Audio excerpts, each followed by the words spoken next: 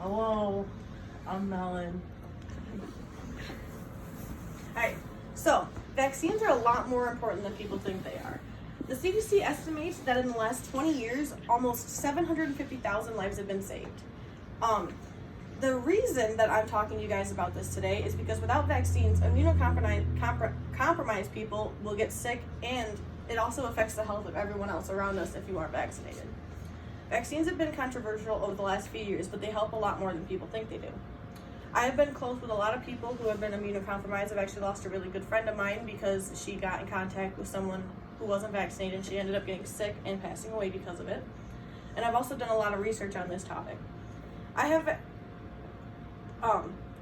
So today I'm going to be talking about how vaccines work and the history of them, and how many diseases have been eradicated and how many lives have been saved because of them. And I'm also going to be talking about how when you choose not to vaccinate your kids or yourself, it affects the people not only around you, but it also affects yourself. So let's look at how vaccines really work and the history of them. They work by imitating an infection in your body, and then your immune system basically fights it off. And then that creates a memory in your immune system to be able, when the virus comes back into contact with you later on in your life, it creates the memory, and it's easier for your immune system to fight it. There's two different types of vaccines. Live vaccines are where there's a weakened version of the virus that's actually put into your body, and so that way your immune system can fight it and then learn the memory. And then there's also inactive vaccines, which basically when you're making the vaccine, they take a dead version of the virus and then they put it in the vaccine and then inject that into people. Vaccines have actually been around a lot longer than people think. In China, around 1000 CE, the first smallpox vaccine was made, and then that spread to Turkey and Africa, and later that spread to Europe and the Americas.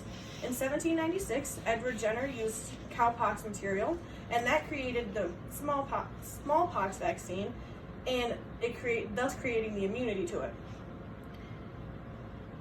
Through medical and technological changes, this same vaccine has actually led to the eradication of smallpox over 200 years later.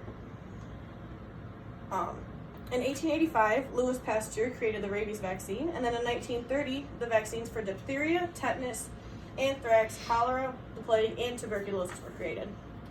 So now that we know the history of vaccines and how they work, let's explore diseases that they have eradicated. Vaccines have saved many lives and eradicated many diseases. They have entirely eradicated smallpox and rinderpest, which is a disease that infects cattle. It has nearly eradicated diphtheria, bacterial influenza, measles, mumps, rubella, and tetanus. The impact vaccines have made is incredible. 10.3 million lives have been saved since 1962, and 450,000 of those are in the US, and 6.2 million were in Asia. Now that we know the positive effects of vaccines, let's look at how not vaccinating yourself affects other people around you. It increases the possibility of others getting sick by extreme amounts. It is estimated that 29% of deaths in children between 1 and 59 months of age are vaccine preventable. Children in Canada actually can't get the MMRV vaccine, which is the mumps, measles, rubella, until 12 months of age. So when you don't vaccinate your kids who are able to get vaccinated, it causes the kids who are old enough to get vaccinated the risk of getting sick. 20 states actually allow medical exemption from vaccines, and one of them being California.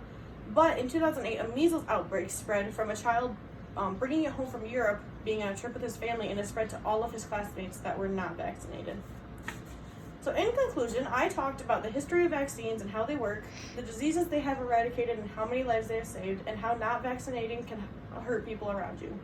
Vaccines have been controversial over the last few years, but help a lot more than people think.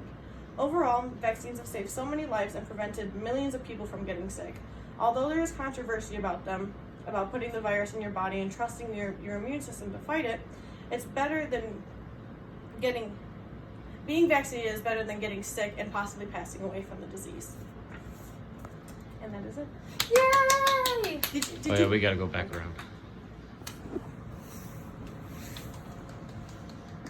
And then